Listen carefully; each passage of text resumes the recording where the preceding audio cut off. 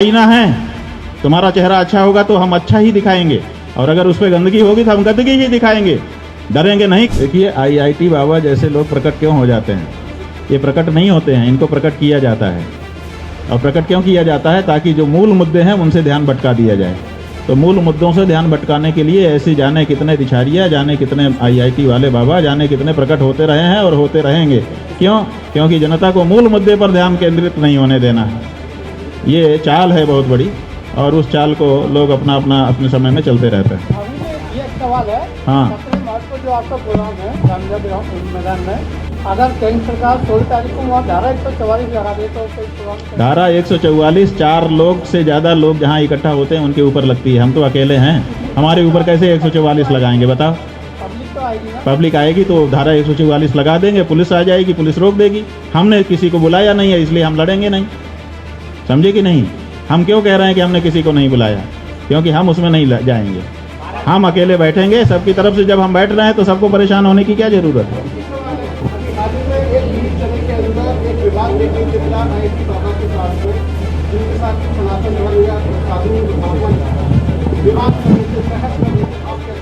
देखिए, हमको लोगों ने बताया कि ऐसा ऐसा हो गया, और बाद में कुछ और लोग आए, उन्होंने बताया, और हमने एक वीडियो भी देखा, उसमें लोग कह रहे थे कि ये चैनल की ही अपनी मतलब TRP बटोरने के लिए, हमारा ज़्यादा देखा जाए कि झगड़ा हो गया, उसके लिए अपनी उनकी योजना है। तो अब ये तो आप लोग ज़्यादा समझोगे कि पत्रकार बंधुओं को लेकर एक अधिकारी के द्वारा बयान दिया गया, आप उस बयान को किस प्रकार देखते हैं, क्या कहेंगे इसको? बात यह है कि पुलिस अधिकारी हैं, पुलिस में हमने जो अभी तक अनुभव किया है, हमारा अनुभव कितना सही है कितना गलत है ये तो आप लोग जानोगे, लेकिन हमने अनुभव ये किया है कि किसी भी पुलिस वाले की हिम्मत नहीं है कि अपने से ऊपर के अफसर के विरुद्ध कुछ बोल दे। वो बिल्कुल आदेश के पालक होते हैं, तो उनके ऊपर के अफसर जिस तरह की बात उनके बीच में करते होंगे उसी आधार पर वो बोला होगा, और वो अफसर उससे बड़े, वो अफसर उससे बड़े, वहां से बात आई। कुंभ को लेकर उद्धव ठाकरे ने ये बोला था जो प्रयागराज का जल है वो नहाने योग्य नहीं है, आप 45 दिन महाकुंभ में रहकर आए, क्या उनकी बातों में सच्चाई है या ये है भी कोई एक पॉलिटिकल स्टैंड है उनका? देखिए, हम जब प्रयाग गए थे तो वहां पर आप पत्रकार बंधुओं ने हमसे पूछा था शुरू में ही, एकदम आरंभ में, कि आप यहाँ की व्यवस्थाओं से और इससे संतुष्ट हैं कि नहीं। हमने कहा था कि देखिए, हम व्यवस्था के लिए यहाँ नहीं आते, यहाँ तो जितनी कम व्यवस्था रहे उतना ही हम समझते हैं कि हमारी तपस्या होगी।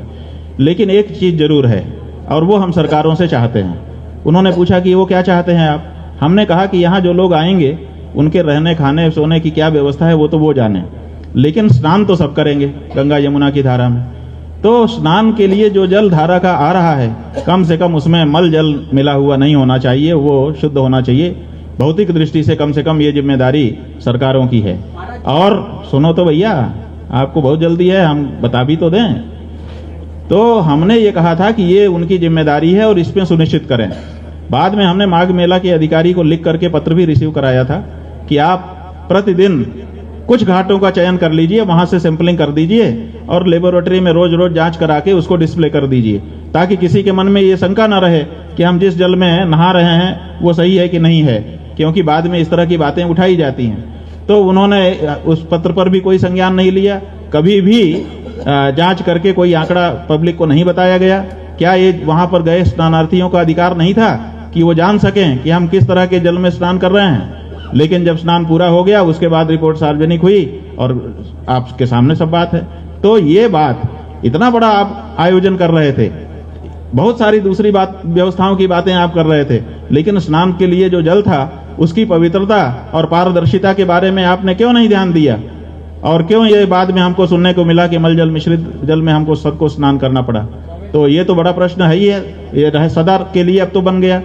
पहले ही इसके बारे में जब आपको स्वयं करना चाहिए था, नहीं किया था, तो जब चेताया गया तब करना चाहिए था। जब लिखित पत्र हमारे द्वारा एक शंकराचार्य के द्वारा दिया गया, तो क्या माघ मेला अधिकारी को उस बारे में कोई कार्य नहीं करना चाहिए? या उन्होंने पलट करके हमको जवाब तक नहीं दिया है आज तक। तो ये दिखाता है कि वो इस बारे में गंभीर नहीं थे और ऊपर ऊपर केवल माहौल बना रहे थे।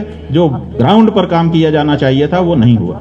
महाराज जी, महाराष्ट्र सरकार ने गौ माता घोषित की है, जबकि देश के अन्य राज्यों में गाय काटी जा रही है, खासतौर से अरुणाचल प्रदेश और नागालैंड में। इस पर आप क्या कहेंगे? देखिए, यही तो हमारा कहना है कि ये जो आपने व्यवस्था बना दी कि कुछ जगह पे जहाँ गौ भक्त ज़्यादा मुखर हैं वहाँ पे आपने कह दिया कि हम रोक रहे हैं और बाकी जगह के लिए छूट दे दिया।